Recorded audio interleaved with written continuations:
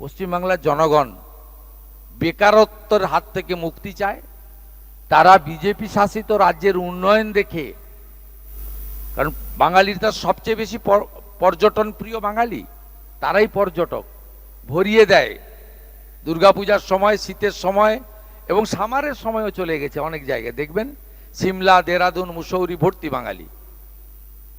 স্বাভাবিকভাবে তারা যখন অন্য রাজ্য থেকে ফিরে আসে আমাদের কাছে বলে যে কি দেখে এলাম, গুজরাট কি করে দিয়েছে, উত্তরাখণ্ড কি হয়ে গেছে, ইউপি কিভাবে দাঁড়িয়ে গেছে, পুনে নাগপুর কোথায় চলে গেছে, এই অল্প দিনে 2 বছরে উড়িষ্যা কি করে দিল, দুটো সিটি এক হয়ে গেছে আপনার ভুবনেশ্বর কটক, আর ভুবনেশ্বর পুরী এক হওয়ার পথে, আরবানাইজেশন, এত ছোট ইন্ডাস্ট্রি জাতীয় সড়কের দুপাশে।